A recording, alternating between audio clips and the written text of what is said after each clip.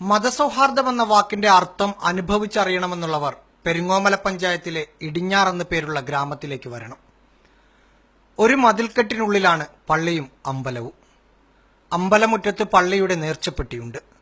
പള്ളിമുറ്റത്ത് അമ്പലത്തിലേക്ക് കൂടി വെള്ളമെടുക്കുന്ന കിണറും. ഒരേ സമയം പള്ളിയിലും അമ്പലത്തിലും പ്രാർത്ഥനകൾ നടക്കുമ്പോൾ എന്തു ചെയ്യുമെന്ന സംശയം എല്ലാവർക്കും ഉണ്ടാകും. നമ്മൾ അവിടെ മതപ്രസംഗം നടക്കുമെങ്കിൽ നമ്മളിവിടെ പൂജയെല്ലാം നേരത്തെ ചെയ്യും. ഇവിടെ പൂജ നടക്കുന്ന സമയത്താണെങ്കിൽ അവിടെ മതപ്രസംഗം നടന്നുകൊണ്ടിരിക്കുകയാണെങ്കിൽ അവിടെയും നിർത്തിവെക്കുന്നുണ്ട്.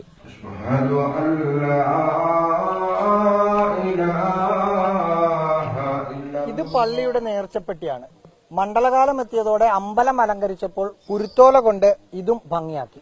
സുബഹി ബാങ്ക് കേൾക്കാൻ താമസിച്ചാൽ പൂജാരി ഉസ്താദിന്റെ മുറിയിലെത്തി വിളിച്ചുണർത്തും. നേർച്ചപ്പെട്ടിയിൽ പണമിടുന്നവർ കാണിക്ക വഞ്ചിക്കും ഓഹരി കൊടുക്കും. നേരെ തിരിച്ചും അങ്ങനെ തന്നെ. നബിദിനം വരുമ്പോൾ സീരിയൽ ബൾബ് ഇവിടെ ഇടുവാണെങ്കിൽ അപ്പുറത്തെ കാണിക്ക വഞ്ചിയിലും ഇടും. നൂറ്റാണ്ടോളം പഴക്കമുണ്ട് മസ്ജിദിനും അമ്പലത്തിനും.